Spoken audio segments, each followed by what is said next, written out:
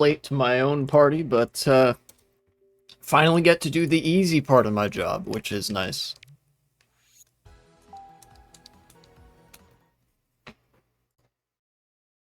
Sick. My text list looking nice and bloated. Nice and bloated.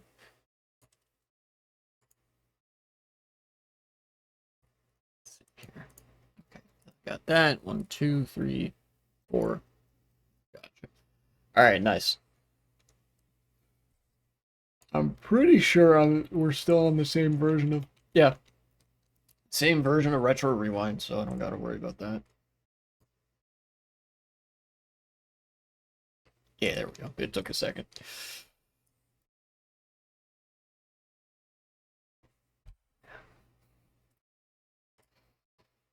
Okay. Who here, I guess I could start right into it because I was just thinking about this. I was just looking for links. Who here remembers or knows much about the 2008 financial crisis? It is okay if you don't because I can explain and I love explaining things and giving historical context. You ever heard of the AI chatbot that spits out propaganda when you accuse them of doing something wrong? I've heard of that happening before. I don't remember which one it was, but I do know what you're talking about, I think. Like you ask it as XYZ historical figure, like if you were this person, how do you respond to the horrible things that you did, and it like gives you a gamer apology where they said actually I did nothing wrong or something like that. It's pretty goofy.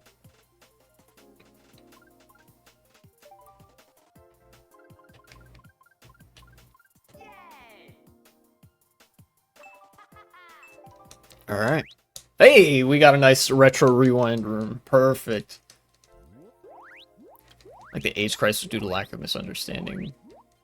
Or what the AI said. What?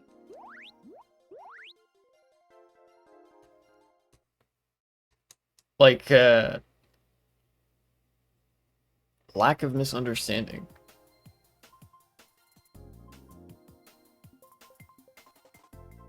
I don't get what that means. From the president who ignored it. Oh, yeah. Like the AI will defend Reagan. Yeah. Yeah, that was a attempted genocide in recent memory in America. That when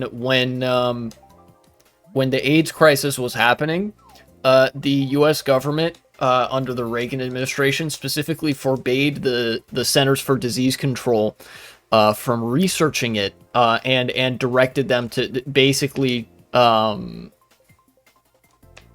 they kept them from researching it because AIDS was like disproportionately impacting the gay community at the time because it like you couldn't really get access to sexual health care as easily. You would have to out yourself as being gay and whatever.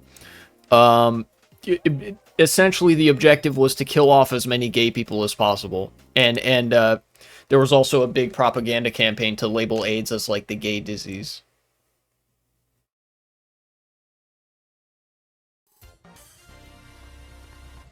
It's weird that some people think if people were in modern times they would be honest. Yeah, it's the sort of it's a sort of detachment from history that makes people think that way, that like that stuff isn't happening now, so it's like hard to conceptualize because a lot of people at the end of the day, because of how we perceive time and space and whatever, and also because of propaganda, we perceive the past as like a fundamentally different set of things than it's almost like we view the past as something not real that didn't actually happen, but we learn about basically as like a lore dump. Does that make sense? This was probably less the case in Europe than in the United States, but there's a distinct lack of understanding that the past did in fact happen and is subject to the same ordinary sets of circumstances that we observe today.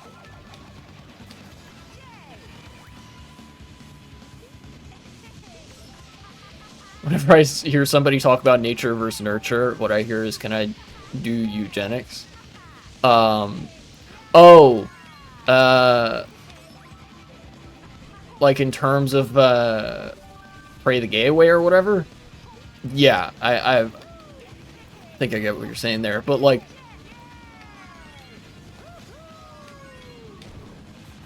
honestly, I actually don't know how much that comes up in any given context. I guess, yeah, you know, people who are eugenicists would specifically bring that up to emphasize nature over nurture, or like, emphasize whatever's the most convenient to,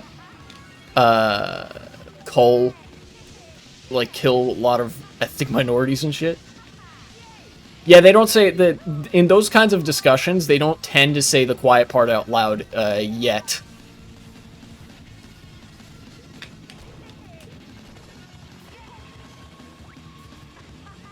But anyways, like I was saying at the beginning of this, what I wanted to get started on right away while it's fresh in my mind, the 2008 financial crisis. Who all remembers anything about that or knows anything about that? The folks in my audience younger than me, which is a strange thought, admittedly. Again, that sort of perception of time. I would have been like 5. Yeah, I was in elementary school when it happened. I remember my parents talking about it because, you know, it impacted a lot of people. In the 20th century up to the 2000s, a speculation bubble grew and grew and grew with housing. You know, like how housing is privately owned. Nobody can actually buy a house outright, so you get a mortgage and whatever. And that means that you're in debt, and there's a bank that's in charge of owning that debt.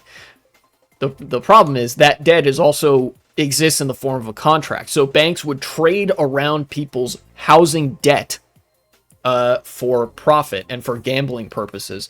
And they started packaging that debt together with other, like basically each person's debt was like a poker chip, right? That banks traded around. And what they started doing to get more money off of their poker bets was that they would start bundling in chips with each other, some of which were better or worse value chips, right? So like, you know, if there's like a gold chip that's worth the most, and then there's like just a plain old white chip that's worth the least. It's Balatro brain. But like, it's apt because gambling, they started packaging in more and more and more white chips with the gold chips. And the pile itself, the stack of chips itself, was considered to be gold. And of course, the people that did the designation, like, how good is your pile of chips, were also in on this, like, gambling scheme. So you got an insane amount of, like, super shitty, like mortgages and whatever. And like, banks were just giving this shit out like candy, knowing that like people couldn't afford to pay for their houses, and it got really messy really quick, and it became a house of cards. Basically, all these banks, all these finance bros, and like housing, like real estate companies were walking around saying, "Look at this great stack of gold chips that I have. We're gonna make millions and millions of dollars." But then, you know, it's a house of cards because all it takes is one peek at the actual stack of chips, and they're all like garbage white chips. You know, they're all like mortgages that nobody can afford to pay. And of course, the signs were there, but nobody wanted to look at them because the way it works is if you look at it, that's when the house of cards falls apart. If somebody looks at the white chips and sees that they're white and not gold, the whole game is given away, and the whole thing, the whole fucking gambling scheme collapses, and everybody loses all their money, which is exactly what happened in 2007, 2008. The stock valuation and whatever, like the stock market and all that bullshit that nobody that like isn't real, and pretend indexes and whatever, plummeted in value, and like all these banks, like a ton of banks went bankrupt, and you know. Yeah, it was just a giant fraud scheme of, like, banks cooking the books, essentially, is what it was. Because they were all, like, at the core of that game that I described with those, like, fake poker chips, is that they're all lying about how much money they have. They're all, like, saying, look at all this money we have, but they don't actually have the money. You know, and every bank was doing this. All the real estate companies and banks and the, you know, investors and whatever were doing this. And I'll get to that. and it brought the whole ass world economy with it. There are like a lot of countries in Europe still have not recovered from the financial crisis of 2008, 17 years ago, and they still have not recovered. All of that fake gambling, lying, fraud, bullshit, cooking the books, and it, as fake as it all was, it was real enough to crash the entire world economy. And of course, governments acted very quickly to help the banks and not to help anybody that fucking got screwed out of their house, out of their job, and whatever. Many people pinpoint 2008 as either the beginning or the acceleration of economic decline in America. I would pinpoint it as an accelerator and whatever. Life got way worse for way, way, way many people after 2008 because, of course, when the banks got like recouped for all their losses and shit, they just offloaded all the costs to their employees and consumers. So they the bottom of society bore the brunt of the mistakes of the fucking bankers, right?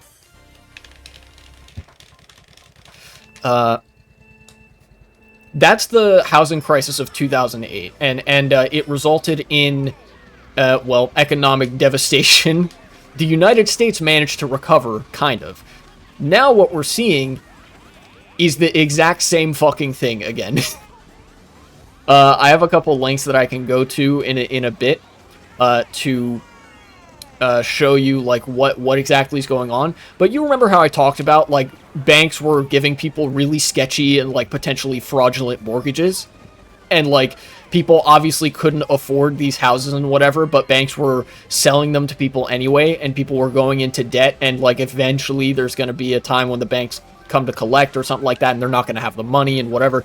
That's been happening ever since 2008 too. Like none of the shit that was going on that caused 2008 the financial crisis actually stopped after that point. It all kept happening. And now it's happening so hard, and banks have been deregulated so hard that like we're getting another financial crash specifically with housing.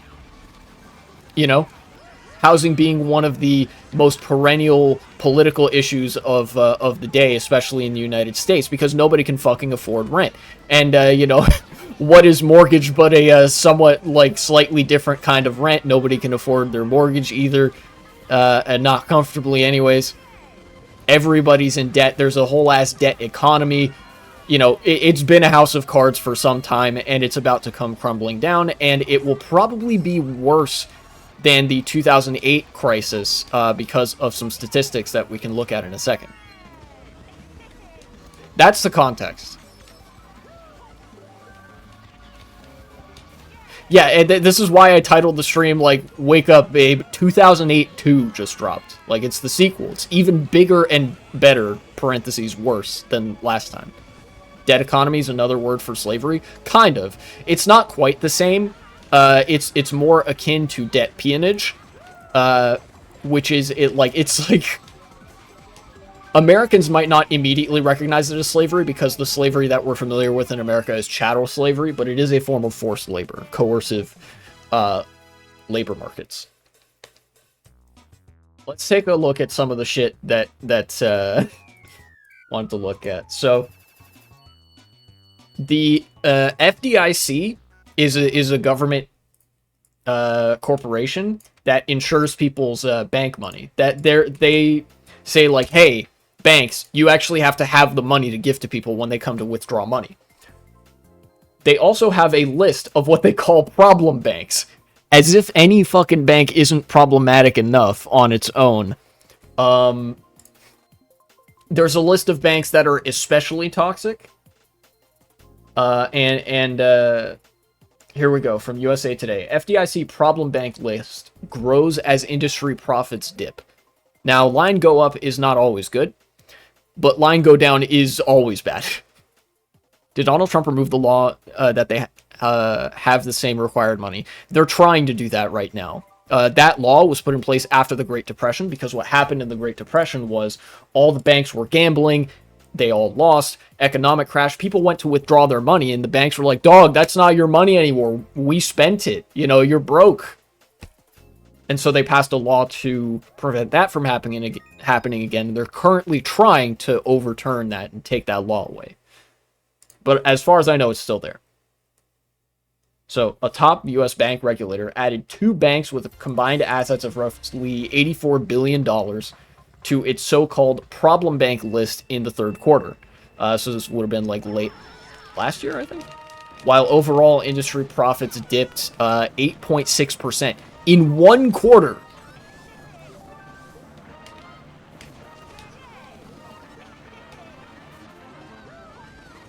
Yeah, rich people are like, please, we have to do the Great Depression to Electric Boogaloo. Yeah.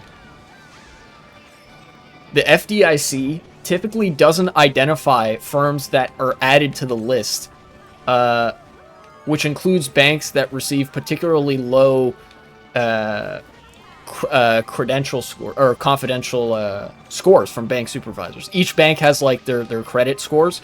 Credit scores for people are basically just part of this debt peonage system, but credit scores for banks are like an indicator of how well they can manage money and how trustworthy they can be insofar as like, if we loan you this money or we invest here, like how likely is this bank going to be to like pay back the government or something like that. So those scores, how fucking how much do we actually believe that this bank is going to pay us our money back is declining, it seems. Enough for a couple banks to be added to this we don't fucking trust you bank list, which is insane.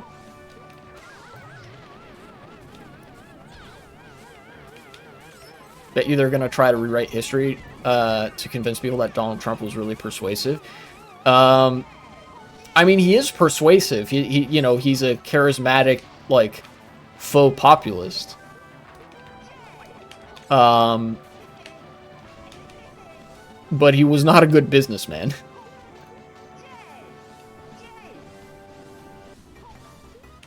Gonna fucking write in the history books, he was one of the businessmen of all time. It's like, yeah, okay. Let's see here.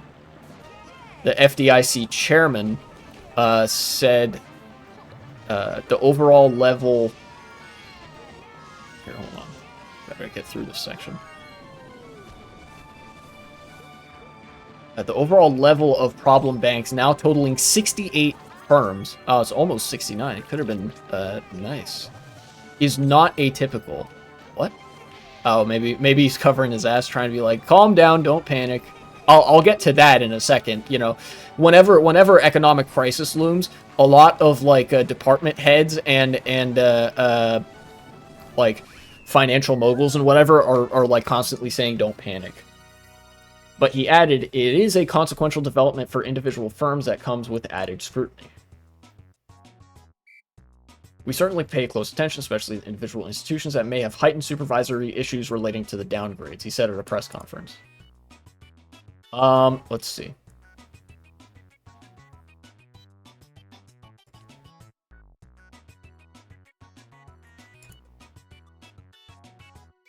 Some signs of caution. Delinquent loans increased, apparently. Was there ever a really good reason to put money in the bank? Yes, actually. If you can believe it, there was a time period after the Great Depression, after the New Deal, when money accrued like actual interest in the bank. There was a reason to put money in the bank as opposed to just keeping it under your mattress for a while in the 20th century, which I think ended around the like 80s or 90s, or even if I'm not mistaken, at 2008. When you put money in the bank, it actually accrues compound interest over time, which means that your money will actually, like, it won't just stagnate and lose value to inflation. In some cases, it could keep up with inflation, or depending on the kind of account you put it in, whatever. It's like a way to, like, get randos to invest money and stuff. It's like putting peanut butter on a mousetrap. Sure, I don't know what that refers to, but alright. But yeah, there was for a while, there was actually a reason for people to put money in the bank because you could get more money on top of it. Theoretically. This was only really useful for people that already had a lot of money, you could probably imagine. But nowadays you get less than I think I have some money in like savings and whatever, and it gets like point like 0 point something percent interest, which is nothing. Like I'll check it, like I don't fucking touch my savings account, right? But like I'll check it every month, and there's like, oh, you got 20 cents this month. It's like, all right, great. So it's basically just the same.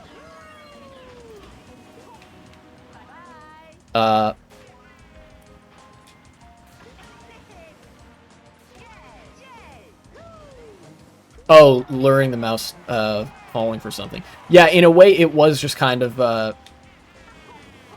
like, it was always more geared towards the wealthy, but, yeah.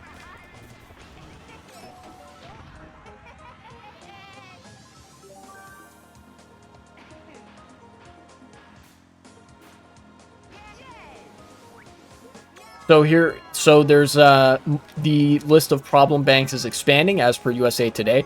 The rest of the article is spent trying to like say everybody keep quiet. There's no cause for concern or whatever, which I do not believe.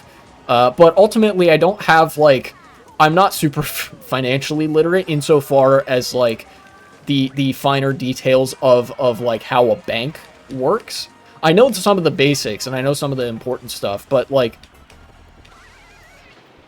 some of this stuff I'm not going to be able to parse. That was just one of 3 like really big pieces that I wanted to take a look at. And it was relevant actually to bring up specifically the problem bank list.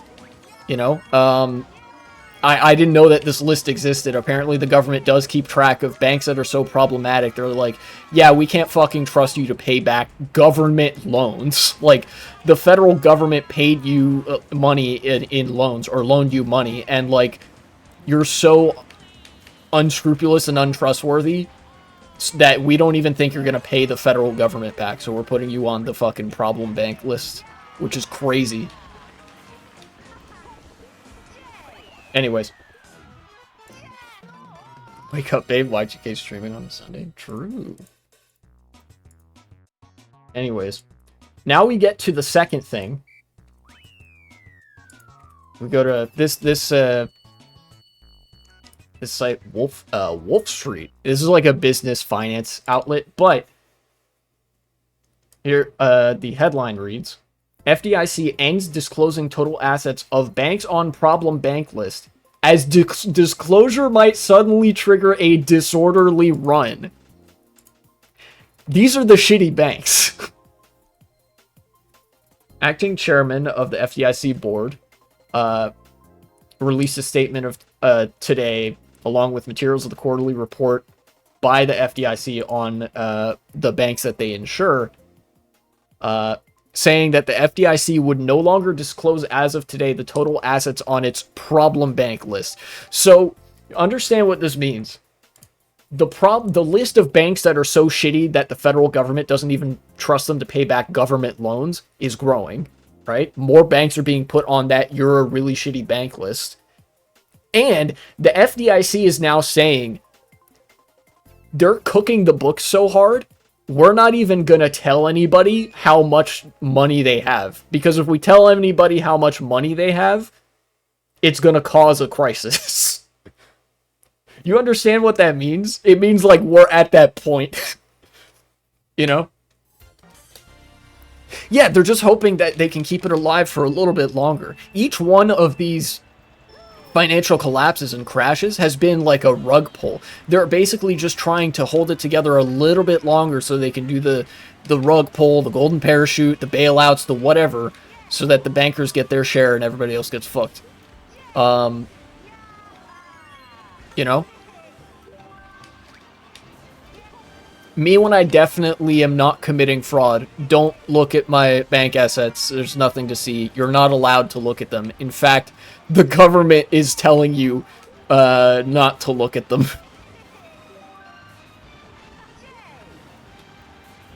You know, remember that the way that I described that scheme, the House of Cards is collapsed by somebody looking. You know? What this means effectively is that we're in that situation again. All these banks are walking around like, oh yeah, look how much money we have. And they're all like making shit up. They're saying like, look at this stack of gold $1 million chips. And they're all like white chips worth like $5. You know?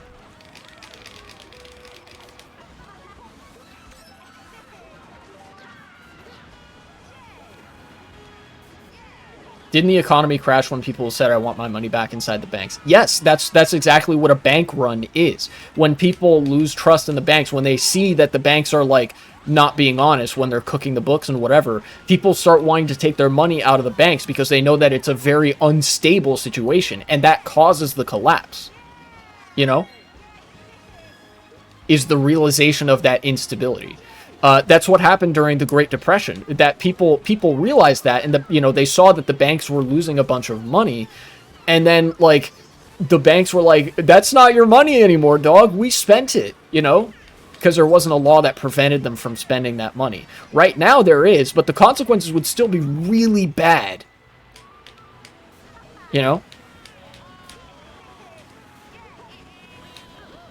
Whoa. Okay.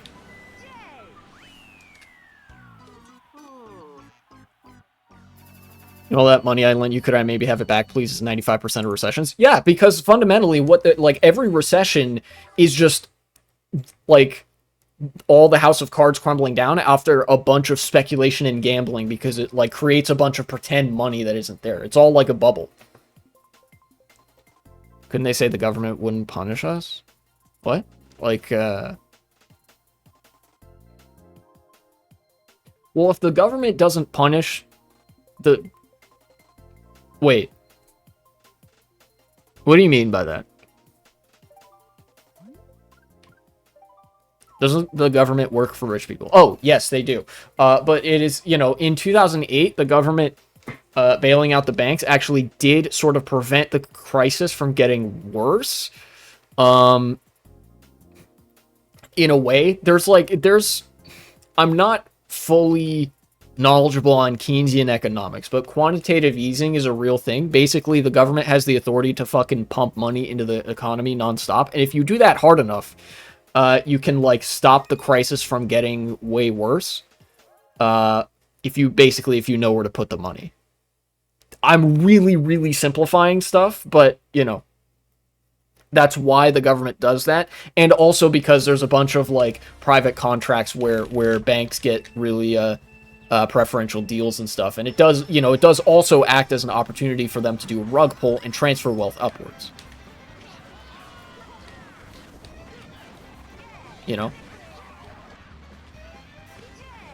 Sounds like we have a bunch of band-aids on a river. Yeah, it is truly. It's like there's a river of blood and the dam is made of fucking band-aids. Like, that shit is not gonna hold. Especially with a government like this that would probably be unwilling to do some of the Keynesian measures that Obama's administration or Bush's administration or FDR's administration did. It's entirely possible that the Trump admin just kind of lets the crisis get way worse.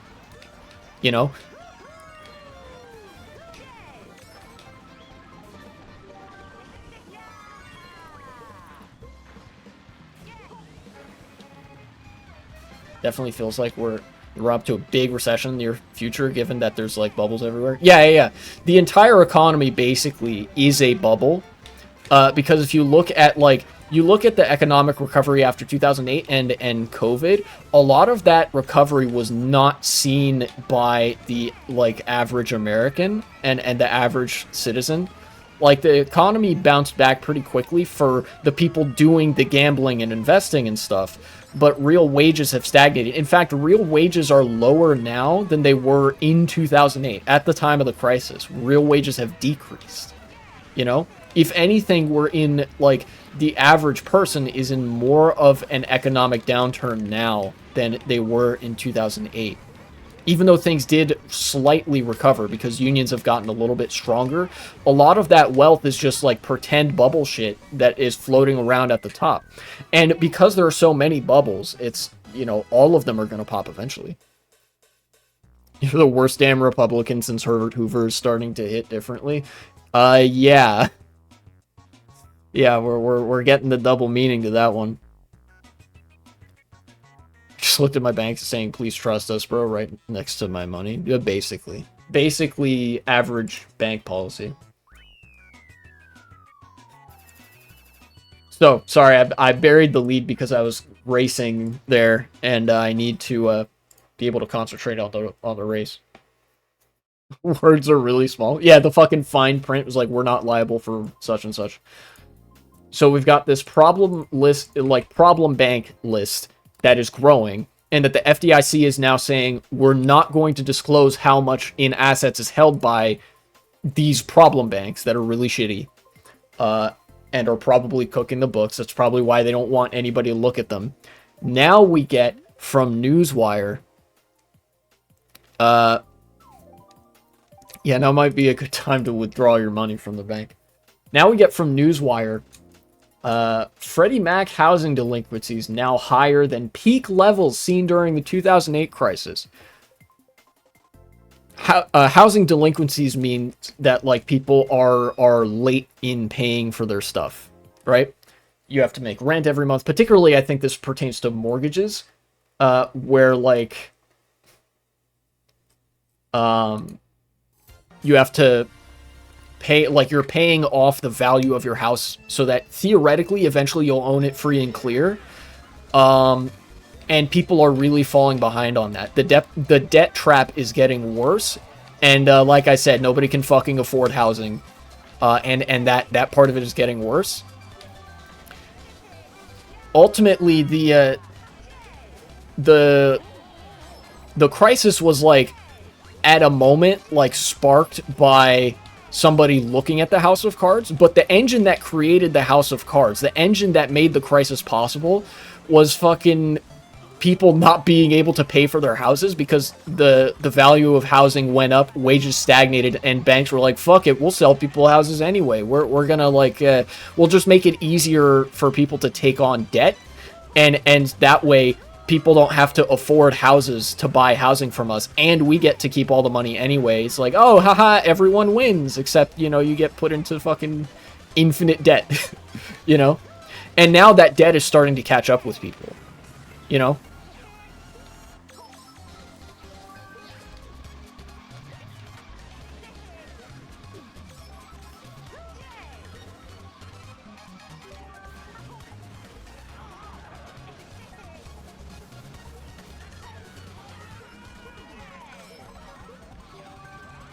I'm gonna use this here.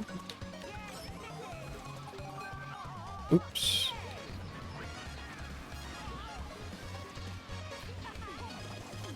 Yeah, the accelerationists are definitely eating good right now. Accelerationists have never eaten so good in their lives. Holy shit.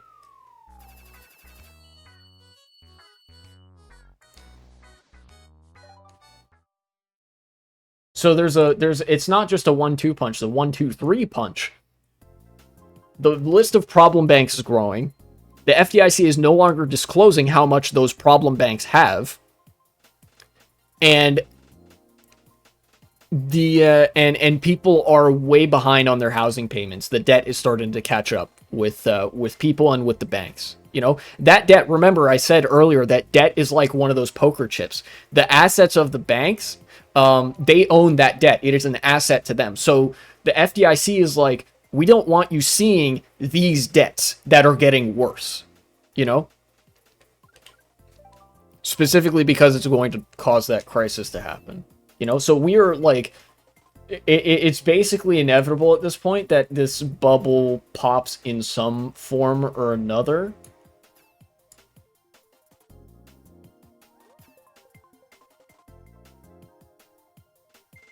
Accelerationism is happening? True.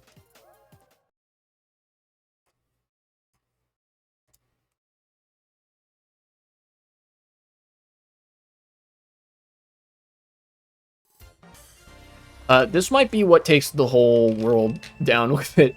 We'll see. I don't know how, like, bubble-ified the whole economy is. Like, to a certain degree, it is very much like the whole capitalist economy is a bubble of investing in speculation and gambling. But I don't know how, like, what level that has reached relative to the point it would need to reach in order to mean that, like, one popped bubble also makes the other speculation bubbles all pop, you know? Once people start to lose their homes, everyone will blame Trump. That's the thing. No, they won't. It's crazy to think about. But ultimately, Trump himself is immune from blame here. Like, as trite and liberal as it sounds, the Republican Party, the far right in America, is a cult. It is a cult of personality, and it is also just a regular cult. And Trump is the cult leader, at least the cult figurehead, in that he can literally do no wrong to people. Plenty of people will probably blame the Republican Party, as well they should, because the Republican Party is, and Elon and the oligarchs are all driving this train. But, you know, Trump is also in the conductor's car, and they're not going to say shit about him. Like, Trump could do unspeakable things in front of his supporters, and they still would not have anything negative to say about him, you know?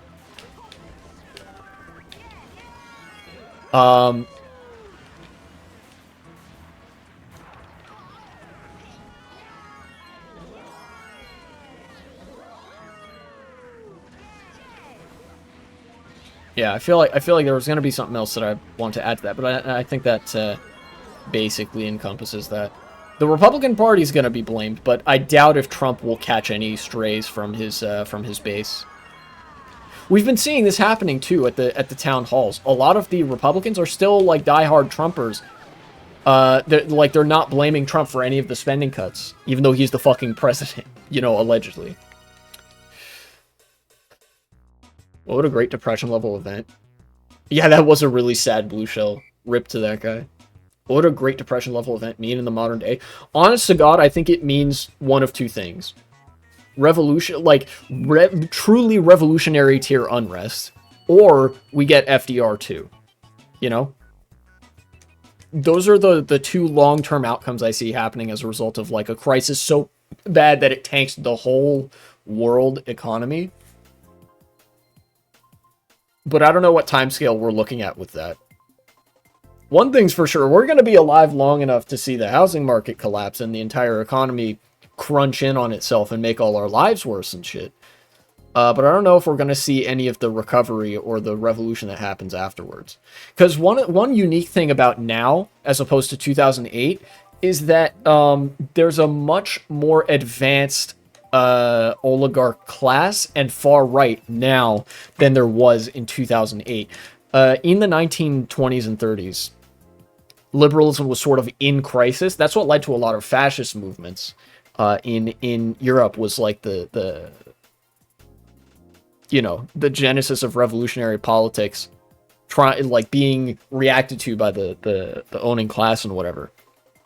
The crisis of liberalism is so much more thorough now than it was in 2008. Like, you think about all the advances that were made in the 20th century, all of the medical tech, the communications tech that made everybody's lives better. There was like, everybody was lauded the ideas of like rationalism and scientific achievement and shit. And basically what was not present in 1932 or 2008 that is now is just a massive resurgence of peasant brain, you know?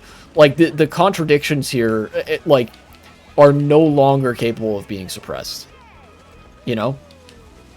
Of course, they're gonna still, like, the government and the owning class are still going to try to suppress them as well as they can, but it's like, with every day that they let the house of, like, they don't let the House of Cards collapse, things are just gonna get worse in the future. It's not great. Yeah, once this happened to a degree after 2008 as well. One of the big things that resulted in the economy bouncing back for the wealthy but not the poor and middle income is that the banks and whatever, because these big companies got bailed out, they still had the money to buy houses, you know? So they just bought up all the housing. That's why you have so many corporate landlords now where you actually kind of didn't used to. is that they just went and bought all that housing when it was at all-time low prices after the crash. Essentially, the crash, like, it's just what I described. It was like a rug pull. The crash created the perfect opportunity for like banks and companies to do the exact same thing again, to create another crisis before the last one was even finished happening. You know, it sure as shit fattened their pocketbooks. You know, and it consolidated wealth at the top is what it really did. You know, there were, admittedly, there were a lot of people who were like pretty wealthy in 2008 that lost a lot of stuff. There are a lot of people who are wealthy now who continue to lose stuff, but that just means that the club just gets smaller and smaller, and that club always wins. It's just a matter of like who gets to be in the club. Somewhat a mirror of the French Revolution? Kind of, yeah. The French Revolution was like a legendary moment of detachment between the ruling class and the population. We saw a similar sort of deterioration of the notion of responsibility to the populace among the nobles. There used to be a concept of the noblesse oblige, which is partly how the nobility was so, or not nobility, the aristocracy and feudalism was so stable and able to maintain itself, because there was like a governing doctrine that encouraged the owning class to provide for the needs of the working class and the serfs below them, to an extent. That motivation with the competition that is inherent to capitalism, that's no longer present.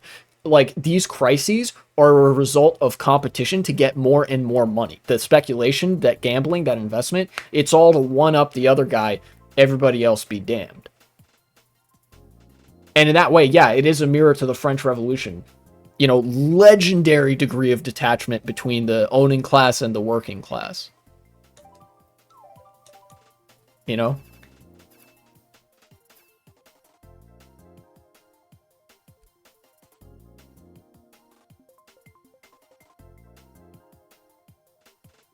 I know, like, a lot of this sounds like waffling, and it kind of is, waffling about, oh, the revolution is coming and whatever, and I know that, like, it's non-specific in that sense, but I really wanted to hammer home just how bad this crisis is about to be, that as much as, you know, I could be LARPy and say that, like, oh, the revolution is coming, if this crisis is how bad I think it's gonna be, which is to say, like, way worse than the 2008 crisis, it will bring about what Lenin called revolutionary circumstances, where the suffering of the masses is much more acute than usual, and the political and class consciousness is also much more acute than usual, and the direction of that consciousness at the ruling class is also more acute than usual. It's like all these factors are sort of coming together, and this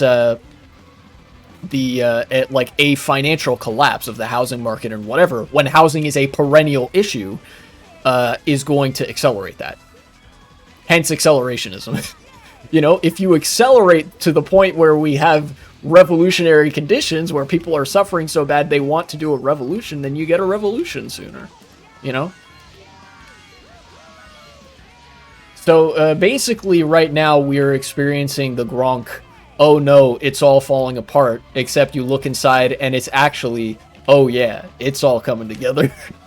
You know?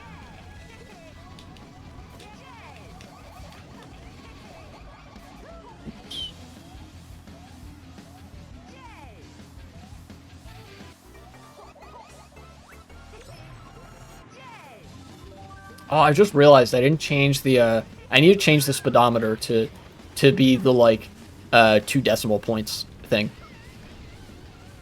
That's just an aesthetic thing on my end. I'd volunteer for a revolution. It's unlikely that the revolution will be centralized enough for you to call it a revolution necessarily as it's happening. I mean, maybe it will be recognizable in that way. But what happened in what's going to happen, I think, is that part of the formation of this political and class consciousness is going to take the form of a like, I guess you would put in air quotes, communization, where people naturally start to gravitate towards whatever kind of community exists. They try to, like, desperate times force people to seek out camaraderie and stuff where they might otherwise not, usually. And that, like, leads people to sort of adopt a mindset that is contrary to capitalism more and more, or something like that. Because a lot of neoliberal capitalism, it revolves around atomization of everything down to the individual level. Like, nothing outside of the individual exists. There is no society. There is no community. Everything is disconnected from everything. I think as we approach, like, as we get into times of crisis, people are of necessity going to start connecting more again.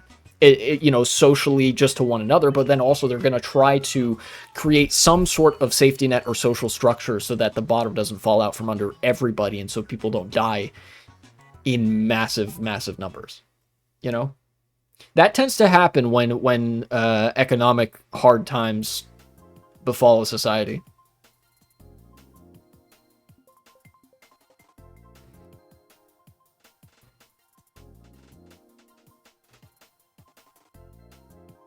But again, a lot of this is non-specific because I'm talking in such big historical terms because this is such a big historical event that I actually don't know when is going to happen. I can point to like general things, hence, revolutionary conditions.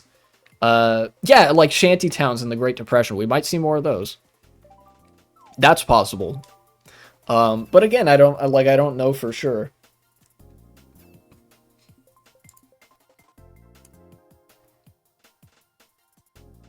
And what I wanted to cap off with, I know that there are a lot of people that will take somebody not being the most knowledgeable about something, and they love to just use an opportunity to be pedantic, which of course you gotta take what you can get, right? The world's a rough place. You gotta try to find whatever W's you can, even if you like made them up in your head and you get to pretend to be right and shit. I totally get it. Any one of these three things, you could say I'm like not financially literate enough or not economically literate enough to understand the full implications of. But you put all three of them to, like, you could take any one of them on their own, but like the list of problem banks expanding and the FDIC no longer telling people how much the problem banks have, and the like housing delinquencies being higher than 2008, you can't argue, however pedantic you want to be about any one of those things that I could, non-specifically gesture at, you can't argue that those things point to anything good happening in the future. Like, you cannot argue that those three things taken in context, or even to some degree out of context, like in context or out of context, you can't argue that any of those is a good sign. You have to acknowledge that these are all really, really bad signs. I mean, you could argue that, like, nuh-uh, but, like, you would be wrong and also stupid. And that's what I wanted to highlight. A lot of people are, well, a lot of people are a lot of things. I don't know. I don't exactly know where I was going with that, but, like, I know in the past there have been some people that, like,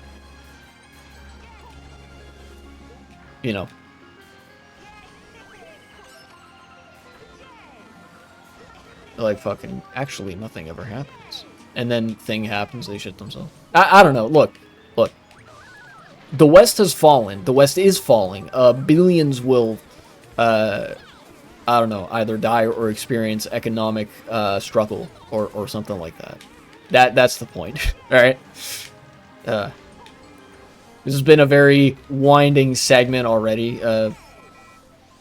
Future me cut it there, I suppose. I don't have much left to say. Yeah, my ADHD train of thought is, it is boarded at the station. It's made its full trip, but it wants to keep going, and as a result, now it's kind of derailed. So end the segment there.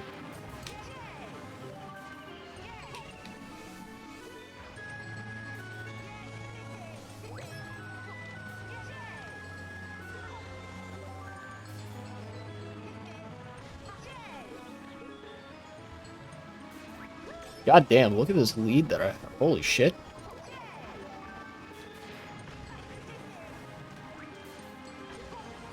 Alright, I guess all I do is win. No matter what.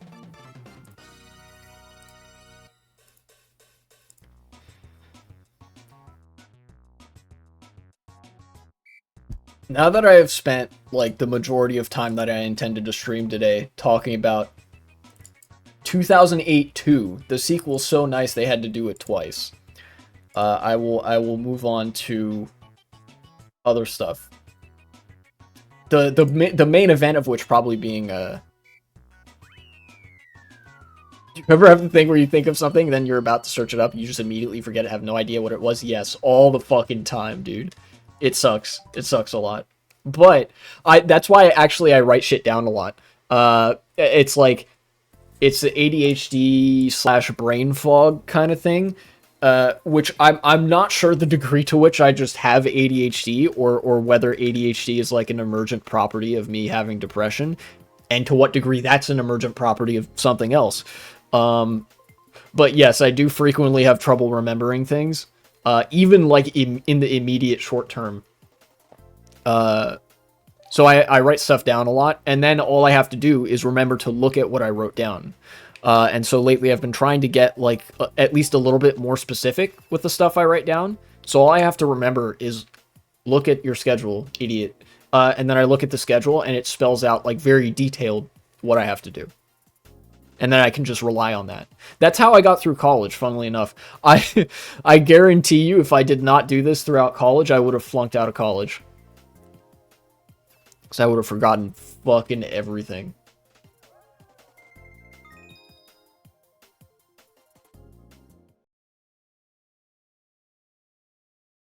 Like, I planned my days in college down to the minute.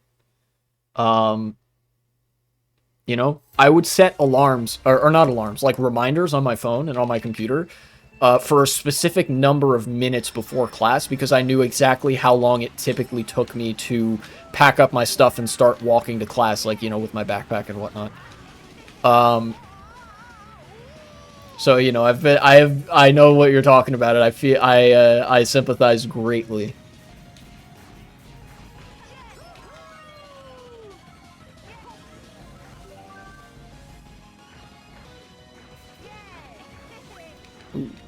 The other thing I wanted to talk about that I'm sure will be a main event to a lot of people, because we are all democracy and human rights enjoyers, internationalism appreciators. We're all you know, mewing at the prospect. Took a shower. What happened? I wrapped up the 2008 segment. And now I'm introducing the next thing that I wanted to talk about, which is the interview. The accursed interview that everybody knows about, Trump and Zelensky and JD Vance. And, oh my god. And what that means, basically. I mean, I think we can all pretty easily gauge what it means. Like, it was a 45-minute interview. I've seen most of it. I think I've seen, like, 2/3 of it. There were some chunks in the middle that I didn't see, but I saw like the early parts and the ending parts.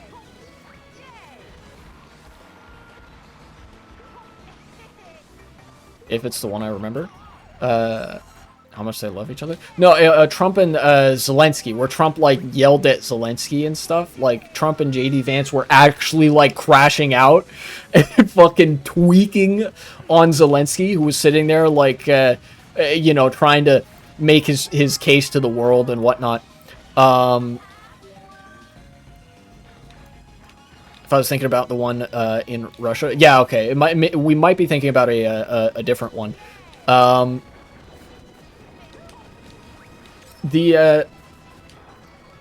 Something that my mom actually pointed out to me that would not have occurred to me, but was actually like really smart, is that, you know, I knew that like Zelensky probably went into that interview knowing generally what would happen.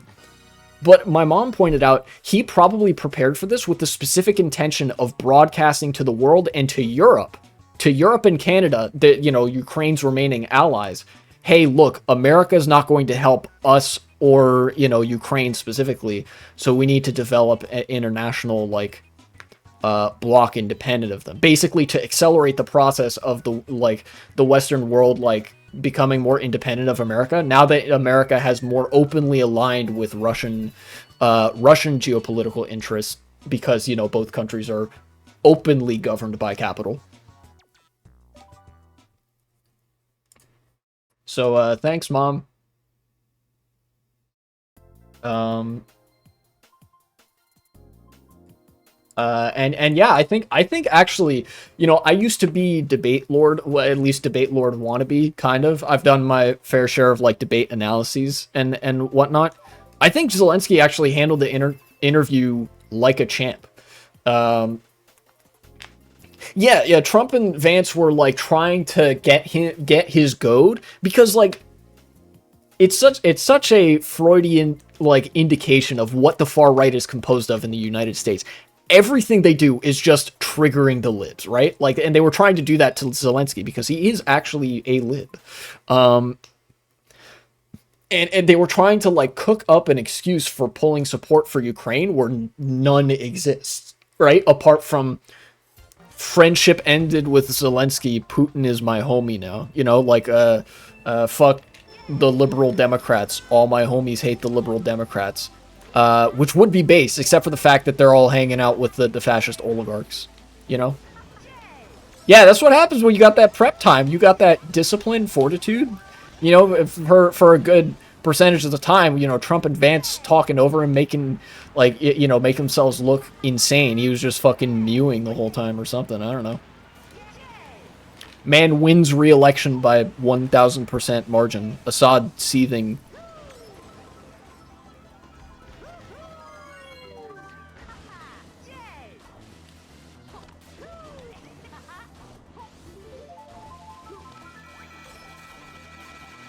Oh, that was a blue shell. I thought that was going to be a red shell behind me, but I was wrong. That kind of worked out. I was not expecting that Sandhawk to go as well as it did. Yeah, it is like, wow, great. The quote-unquote friends who are really just interested in, like, semi-consensually, like, getting you to hand over your lunch money at school or something. Like, they were just Trump and Vance and the administration were really just interested in running an extortion racket on Ukraine because of that deal they drafted up. The deal about like oh, you know, basically the United States and Russia will divvy up Ukraine's rare earth minerals is like literally just 19th century ass imperialist colonialism and like you know, we did it. We achieved peace in our time by giving the Russian oligarchs literally everything that they wanted, and also, you know, making Ukraine a colonial possession again. It's like great.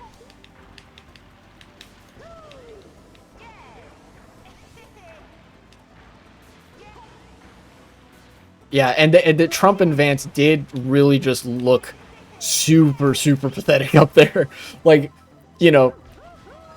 Because and it's precisely because what they were trying to do, because Zelensky held his ground and wasn't like taking the bait on a lot of stuff, they were failing to manufacture a reason to get mad, and to be like, well, now we're pulling support from Ukraine. But they had already decided that the script was already laid out for them to like generally escalate the tone and try to and tell Ukraine like you're not in a position to negotiate and whatever. Yeah, ironically enough, that made them mad. Like, Zelensky, like, basically keeping a cool head the whole time and not biting made them mad enough to actually get mad, so they looked that much more embarrassing, which is great. Of course, this doesn't bode well in terms of, like, obviously, we all know that the United States is not going to be supporting Ukraine anymore. In fact, it's possible that we economically start supporting Russia. The United States does, rather, which is gonna fucking, which is gonna fucking suck. But you know, it is nonetheless, as my mom pointed out. Thank you, very cool. It is a good way to sort of sound the alarm for the rest of the world. Be like, hey, America's not gonna help anymore. You know, America's just kind of fucking doing whatever the oligarchs say.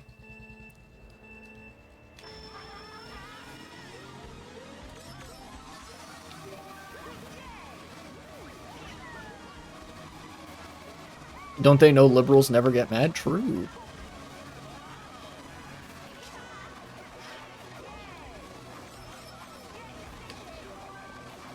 Vance says something like, "You're having problems with your military, right?" And then Zelensky said, "The problems we've had here. Have you seen what problems we're having?" Oh yeah, like, yeah, like, bro, have you considered that we're like currently being invaded? Zelensky's like, "You've been once," and shakes his head. Absolute Giga Chad. Yeah, true. Zelensky, and also really impressive considering English is not like his first language either. Like, you know, he's at that level of English where you could tell, oh wow, he's actually pretty good. He has pretty good English, despite it like not being his first language. It's like there's a lot of pressure being a head of state of a country that's like actively being invaded, and you're in a hostile environment where there's a fucking room full of far-right politicians trying to like bait you into saying some shit that gives them an excuse to deliver their propaganda line. And you're speaking a language that you're not as familiar with as like your home language and whatnot. And that, I think, is Giga Chad material.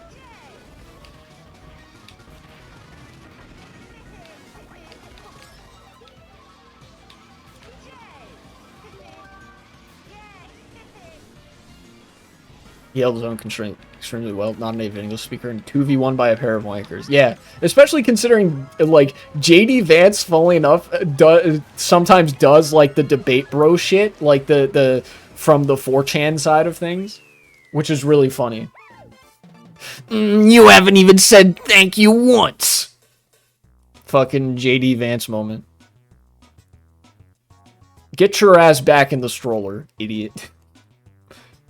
Someone gives this man his lollipop. He's throwing a temper tantrum. Oh yeah, that's right. I remember that part too. The Trump. You've spoken an awful lot, and as he's talking over Zelensky, Zelensky's sitting there. Yeah.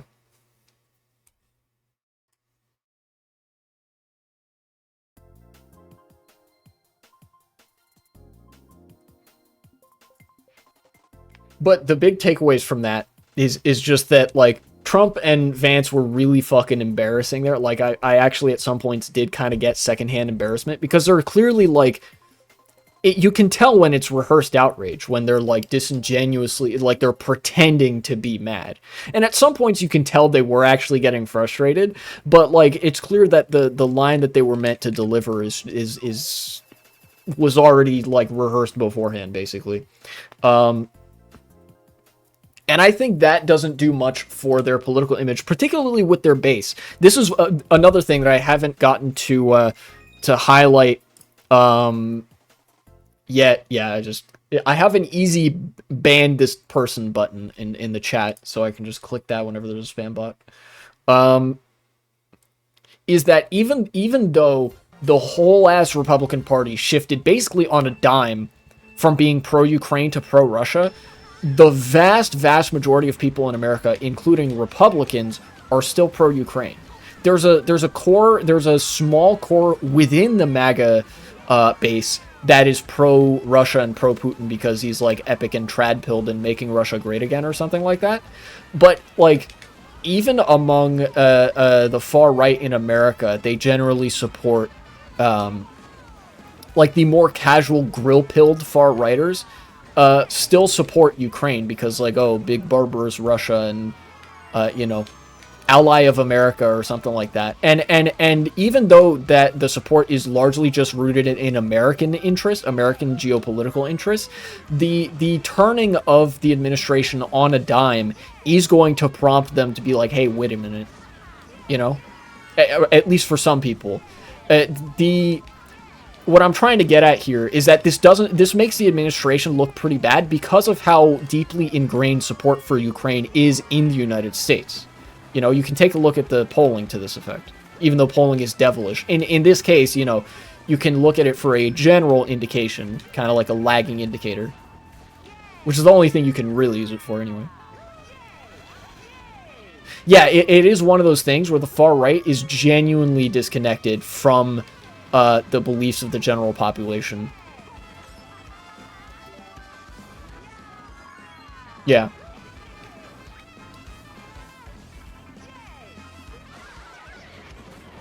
I was considering throwing that, but ultimately I think I actually, like, it's fine for this guy to stay in first, because if another blue shell comes. Even in proper Brexit pubs in the UK, if you go and talk shit about Ukraine, you will have chairs thrown at you. That's based. Something that right-wing people even feel very strongly about. Yeah. That's another reason that like, this interview looks really bad on the part of Trump and Vance. Is because of how contrary it runs to the, like, political support for Ukraine. And also, I think it just makes them look like whiny babies. Kind of.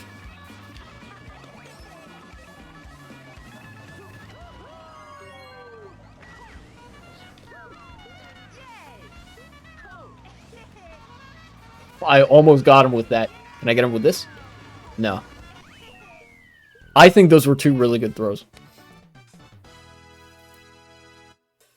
And then, of course, the other big thing being that, like, it signals to Europe and to Canada as well, and to any of the other countries that are supporting Ukraine, like, hey, you can't rely on ties with the United States anymore because, you know, they've like, the ground has shifted clearly.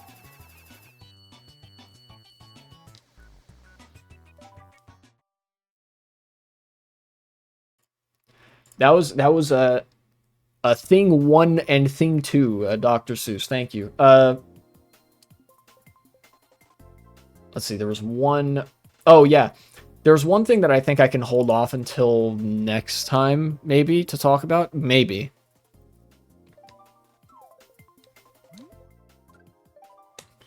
One thing I wanted to talk about was the classic, El Clásico. We've talked a bit about the Trump administration. Now I want to do the typical Aaron Reed journalism segment. One of the other, like, genuinely out of step things about the Republican Party is how much they hate trans people. The average right winger in America might be anti-trans, they might be transphobic and stuff like that, but the sort of pedestrian level of transphobia is not irrational enough and, like, vitriolic enough to rise to the level of we want them to be, like, actively suppressed by law and, like, eliminated and stuff. Like, it's the kind of it's the kind of, like, what is it, Christian, what is it they say, like, no hate like Christian love or whatever. But there's still that component of it where it's like, well, you know, they're not hurting anybody. Like, it's not hurting me, so I don't care that much. But also, it's like an offense to God or something. But, like, that mostly exists in the abstract. That's how most, like, conservatives in America feel about transness and trans people, and queer people to a larger extent. You know, on a broader scale. But the Republicans feel a lot more strongly. The politicians and the pundits and whatever feel a lot more strongly about people being trans, existing while trans. To such an extent that Iowa recently passed a law through its state legislature specifically allowing discrimination against trans people. They repealed civil rights protections against for trans people specifically. Other protected classes are still protected. Trans people just aren't. And of course, where else would I get this reporting from but Aaron in the Morning? You know. There were actually massive protests against this bill. It passed anyway because the Republican Party doesn't care that much about what people think. They care about what they can get away with, which is affected by the general, like, sentiment among the population. But this is one of those areas that I believe there's, like, an overriding irrationality to just how much Republicans hate trans people. Iowa legislature votes to strip trans people from civil rights protections. The bill will now go to the governor for a final signature and will mark the first state to strip any group from a civil rights act. This is trans people being written out of an existing civil rights law. Most people don't have the energy to actually want to suppress trans rights. Just the casually transphobic people won't say anything when enough jobs do pass laws to persecute them. Yeah, but there are also, like, there's a plenty of people that care enough about, like, you know, not committing genocide and not doing another fucking apartheid state or like discriminatory round of legislation against minorities, that they will speak up to defend them. Hence the massive protests.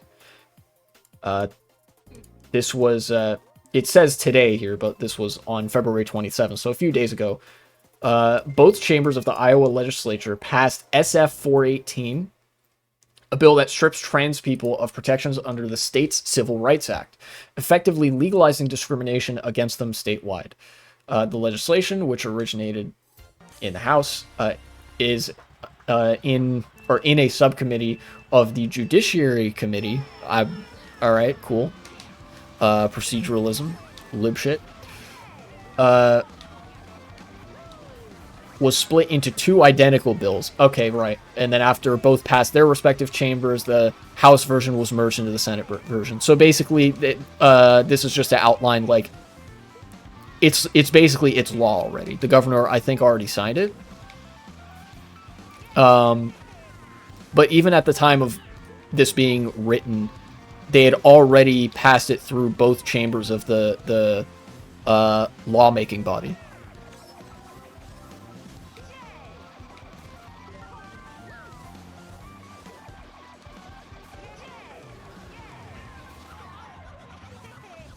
Let's see. Both versions of the bill passed along party lines, so every Republican voted for the bill. Every Republican in Iowa voted to discriminate against trans people, to allow legally discrimination against trans people, and every Democrat voted no, actually, we shouldn't allow legal discrimination against trans people.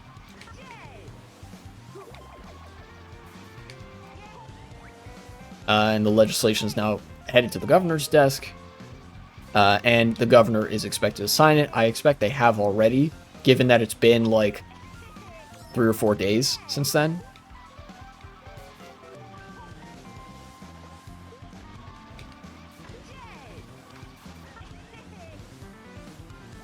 If signed, Iowa will become the first state in American history to remove a protected class from its Civil Rights Act. So there have been laws that have gotten passed that expand civil rights, that add groups of people to classes that are protected under the law. This will be the first time that we have decided that a group of people that already had civil rights now does not deserve those civil rights. You know? And when I say civil rights, it's not like, oh, special privileges. No, it's literally like, employers can't just decide to not hire you by virtue of your group identity. You know, it's like, fucking, we're talking about discrimination, not any of the right-wing narrative bullshit about, like, oh, well, gay people and trans people get special privileges and whatnot. Like, that was never real, but this is.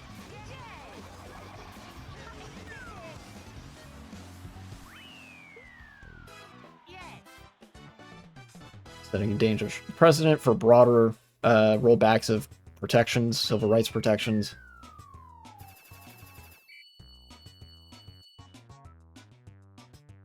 Representative Stephen Holt, longtime opponent of trans rights, told Iowa Public Radio that the bill's purpose is to... the bill's purpose is to... holy shit, listen to this. Is to prevent courts from striking down future laws targeting trans people. Literally, we want to pass more laws against that make life hard for trans people in the future. So we have to repeal their protections now so that we don't get caught up in the legal system when they say we can't discriminate against trans people. So we're going to legalize discrimination now so we can pass more anti-trans laws later. And then he's like, oh, this isn't greenlighting discrimination at all. And never mind the fact that it literally is. This is what I meant when I said that, like, the far right in the United States is so fucking transparently dishonest, you know? And it's not like the far right isn't dishonest in other countries as well, right? But, like, you can, at the end of the day, you could ascertain like a core belief of theirs, and I genuinely think that a lot of Republican politicians like actually don't believe in anything, maybe except for this. Why do they even want to do this so bad? Because it's like, I don't fucking know. Look, the explanation is complicated, but at the end of the day, it all comes back to psychosexual insecurity. Like, I think I talked about this on another stream.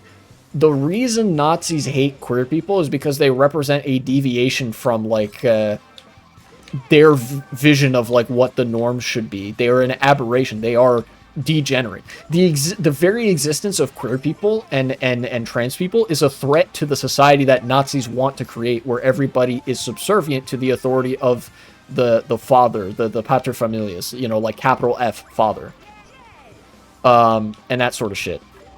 And you know, it sounds very esoteric, and to an extent it is kind of like, it's kind of eccentric. You have to go to some very niche like mass psychology literature and sociology and stuff to like explain the basically the fascist line of thought behind this stuff. But ultimately it is just because, like, you know, we want to be able to control women and children, so we're going to deprive like entire groups of people at a time of the right to express themselves with respect to like sexual identity and or gender identity and stuff like that, so that control is easier, you know?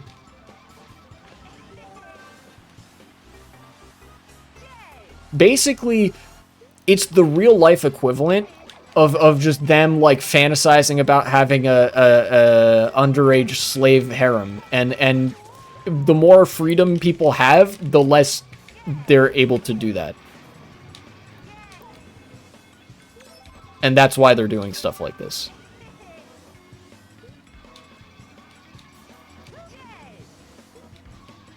Conservatives tell me they don't have problems when you look at their faces. Those look like high schoolers.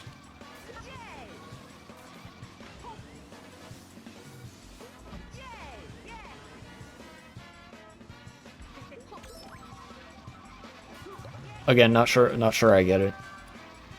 Oh, the like, yeah, the like, nice guys.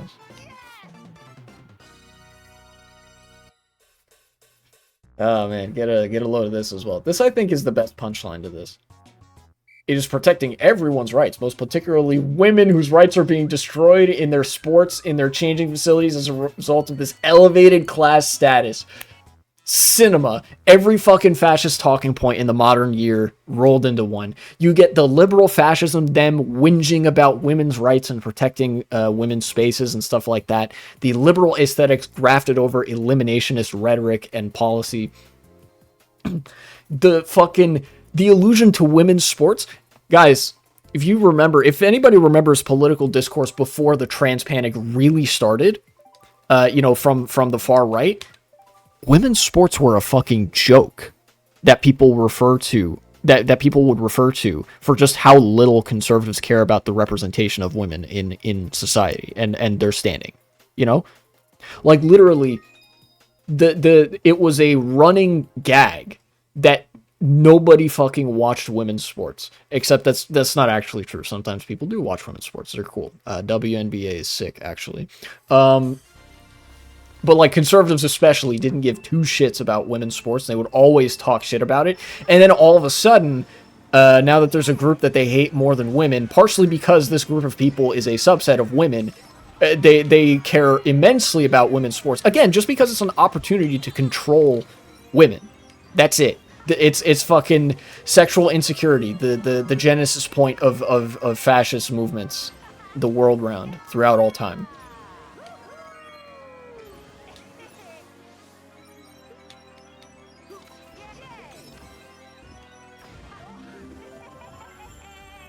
You can even tell about by the way they talk about women, they don't think them as human. Yeah, it's really fucking bizarre and like actually pretty antiquated. And like, dog, you do not belong in this century. Please leave. Yeah, that, like, you ask the average right winger, or maybe not the average right winger and whatever, but like, there's a very large section of the right wing that you could ask and eventually get to the point where they say, yeah, you know what? I genuinely, like, they don't think that women should be playing sports. You know, they think women should be in the kitchen or whatever, you know? It's literally the get back in the kitchen argument. But they've like taken one step adjacent to it to apply it now to a different group of people to and instead of get back in the kitchen, it's get back in the closet, you know? They get to wrap both get back in the closet and get back in the kitchen into one piece of rhetoric, you know? Hi, Samir Kandia, welcome to chat. Add what you said. One fascist main focus is traditional family structures. Yes, that's right. Women are commanded to accept their role as baby factories to produce more manpower for the capitalist system. Queer people are nonconformists in that system and viewed as dangerous because they don't contribute to the system. Yep, that is exactly right. And, you know, goes very well with the points that I made earlier.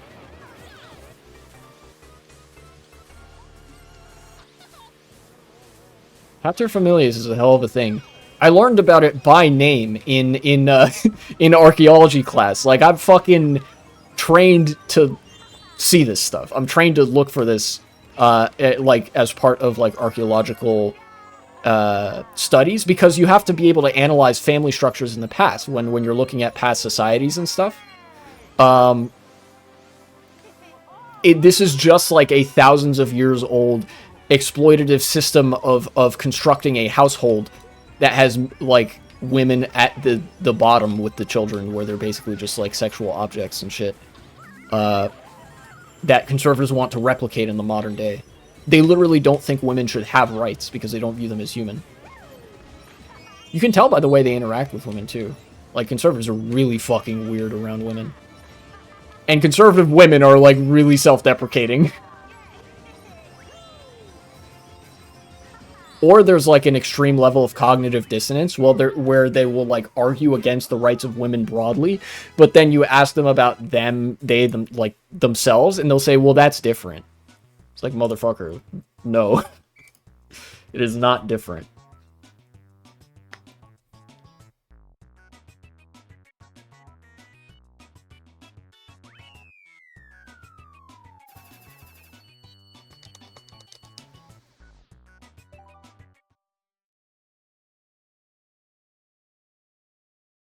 Like, what do you have? What? I feel like autocorrect kind of murdered that sentence. I kind of got lost halfway through.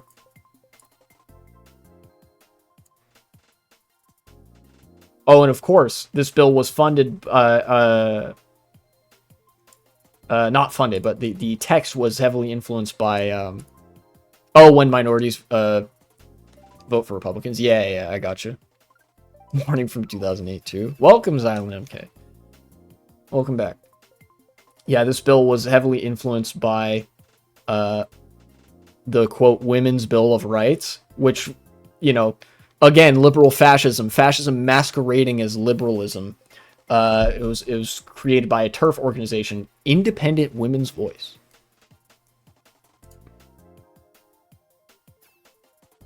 Hierarchical family structure didn't emerge only after humans switched from hunter-gatherers to farmers. When owning land became an integral part of human nature to survive, patriarchy emerged. And the need to inherit property. Before that, evidence shows that humanity had communal groups. Yeah, that's right.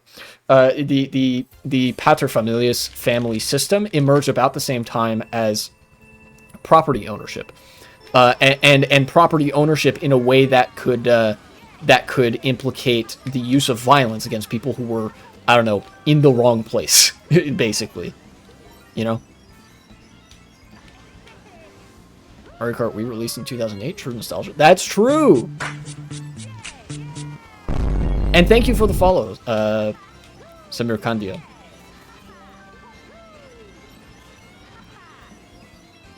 I was too. Wait, real? Damn.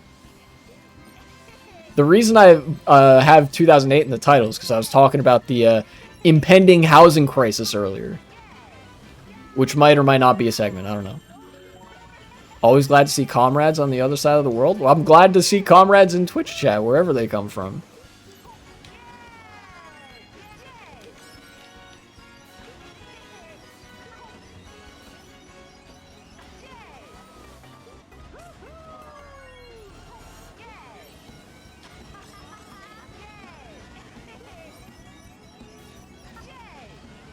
Jordan, but I'm Palestinian diaspora. Oh, well, shit, my condolences. UK here? Oh, yeah. Yeah, I have a surprisingly international chat audience. Mostly from Europe, though. You know, the English-speaking countries. Still find it funny, Troy uploaded the session where I trolled him throughout the races I was in. I mean, yeah.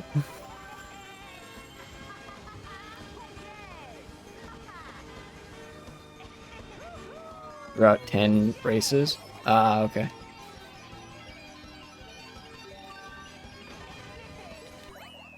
I mean, it's either that or, like, he highlighted that you trolled him. Your opinions on Troy.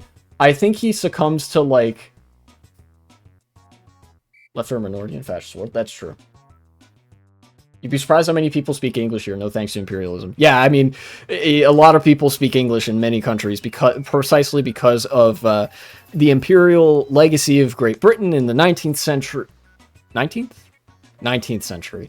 And of course, the mark of the United States in a more indirect form of economic imperialism in the 20th century and to a degree the 21st century, though that's coming to an end now. Yeah, a lot of people speak English, particularly like well-educated individuals, or like maybe sometimes not even well-educated. Like, you know, you just go through the schooling system. Oftentimes they'll offer English because it's like the language of commerce. Again, because economic influence. But yeah, my opinion on Troy, he's the first YouTube channel that I ever subscribed to. I subscribed when I was like 11 years old. This was back when he, in the like Rate That Custom Track days. And I saw, I think, his Mario Kart DS video. His singular Mario Kart DS video as well. That was the first thing I saw from him, I believe. A lot of good work for the community. Oh yeah, he's definitely like a big fixture in the Mario Kart Wii community. And that's cool.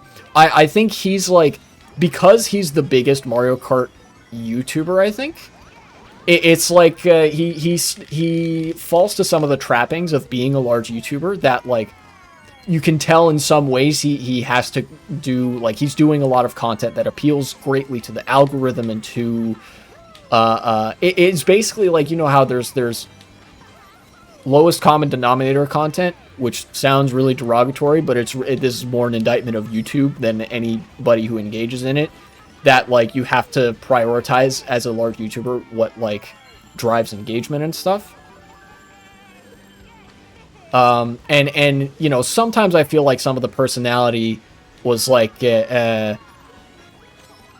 has sort of gone, you know. But obviously people change as well. I think, in fact, when I started watching him making YouTube videos, he was in high school and I was in middle school, which is wild to think about, that he's had like this YouTube channel that's been growing ever since then. Yeah, and he also, because he plays Mario Kart, he has a pretty young audience, like consistently young too. Oh no. It's been around for a long time. Oh yeah.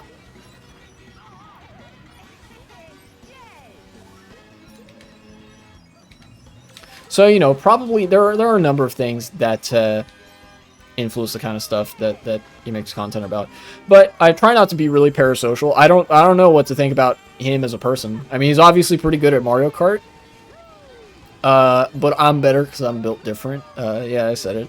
Still can't do the DK Mountain glitch though. He's got that one up on me.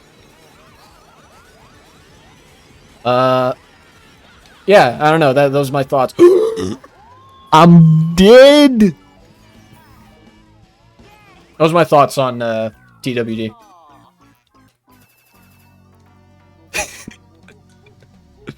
Average Rainbow Road race ending. Third time, right? What?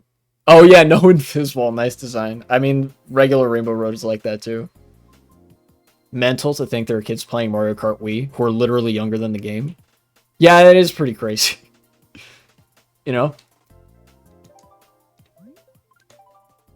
There's only 2 Mario Kart games that came out before I was born, and I don't really play either of them. I'll beat Troy to 30k VR. Watch. What, are you going to troll him again? Xylan MK. Mario Kart news headline. Local man targets YouTuber again. Ruins road to 30k. Banned for 69 weeks. I don't know.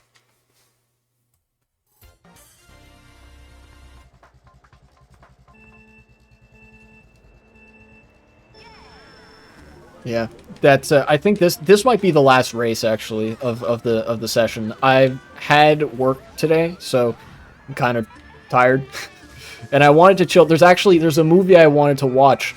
I described basically like I remember talking with my sister about movies, and stuff, and because I'm not a huge movie person, I'm kind of particular about what I watch and what I enjoy in terms of media.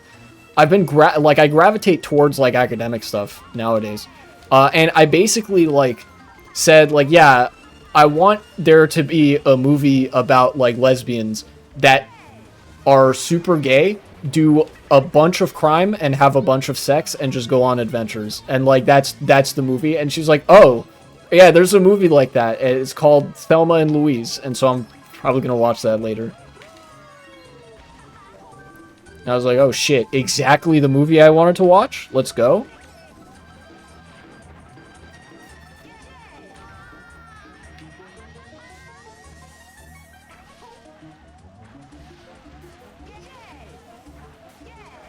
Hopefully the movie was actually like produced, directed, etc. by queer people, because I can't fucking stand how straight people write queer people. It's cringe.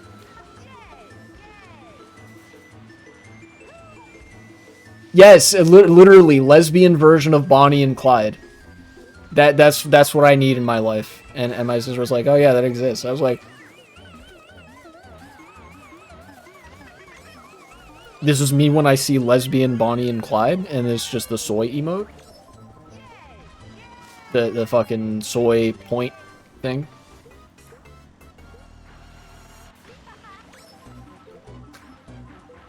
Yeah, straight guys are like, I don't know, what gay men, I don't know, they're horny. Anyways, I'm gonna continue fantasizing about women. Yeah, true. Dude, it's so bizarre, like, half the time, queer Ed, Ed, and Eddie. Isn't that just Ed, Ed, and Eddie? I don't know, it's been a long time since I've seen Ed, Ed, and Eddie. It's so weird that a lot of times it genuinely seems like straight men don't even like women very much. Like, dog, what are you just miserable? I mean, I guess the answer is yes. We know how, like, young men are being polarized to the far right and shit, but, like, holy hell.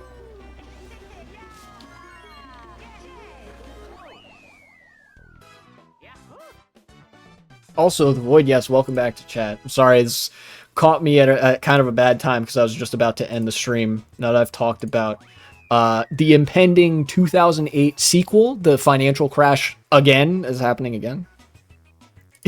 Yeah, I can't love a woman. What? That's feminism. Treating women like humans? That's feminism. Sorry, cringe. Big red something something triggered libs. Hillary Clinton. Yeah, literally so much of the far right pipeline is just feminism is the reason that I can't get any tail. Like, I can't get any pussy. This must be because of feminism and not because of my personal failings as a human being. Like, great, thank you. The theory of straight men looking for the validation of other straight men instead of pussy is the most real thing ever. Holy fuck, you are so right. I did a video about this as early days of my YouTube channel about how gay straight people are for each other. And it was particularly, there was a video from the Proud Boys that had surfaced at the time with them all like mud wrestling and shit and like getting really handsy with each other in a way that made it seem like, okay, this is just a gay porno. I'm watching a gay porno right now. You got a YouTube channel? Yes, I do.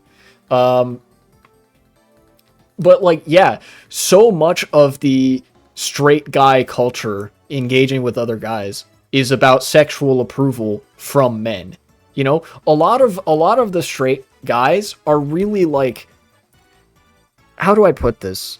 They're not necessarily into the concept of what a woman finds attractive per se. They're not interested in like improving themselves such that women like them, or that they are capable of functioning around women. There's like a constructed image of what they think women like. That's really just what straight guys like. You know?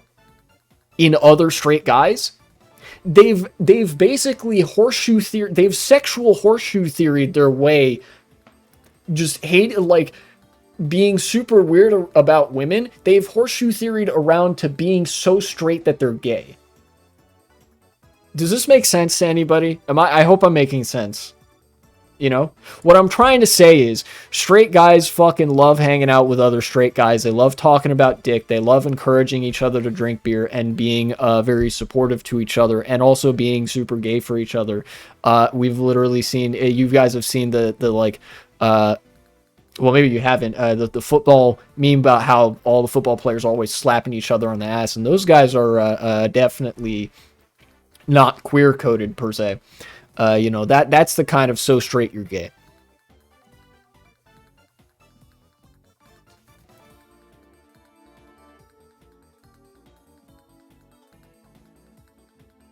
YouTube channel's linked in bio. Discord server isn't. I gotta fix that.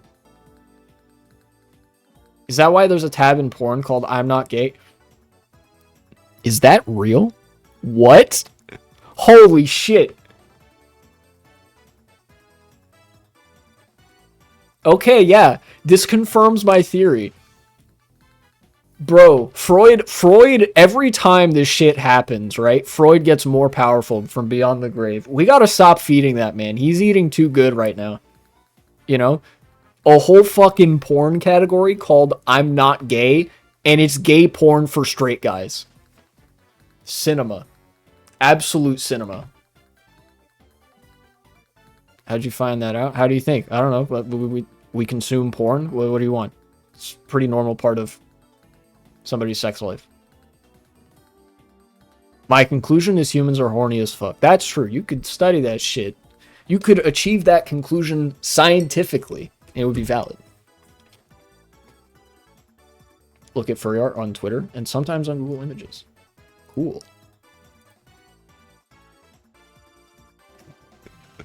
If the balls don't touch, it isn't gay is a thing for a reason. That is funny as hell. I love it. Straight men when they're having gay sex. Nah, it's not gay. Our balls aren't touching. This is true.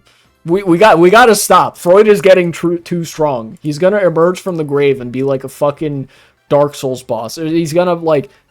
Not even Dark Souls. It's gonna be like Shadow of the Colossus. He's gonna be 40 feet tall. It's like, straight people need to stop, is what I'm saying. They need to more comfortably be capable of functioning around the opposite sex and not be so weird that they just turn into being gay. You know? No, why? But you're a mix of Xander Hall and Vosh in appearance. It's probably because fuck, I don't know. That's cool, I guess. Yeah, straight people are their own part of the queer community that is separate from the rest of the queer community, I suppose. All right. I'm done feeding Freud's soul. He's too strong already. I should never have done this. This was probably a mistake.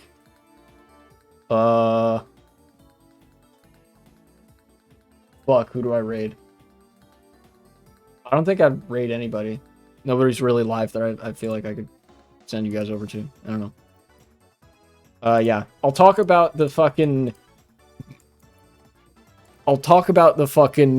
JAG officers and news and stuff next time. So, see you guys then.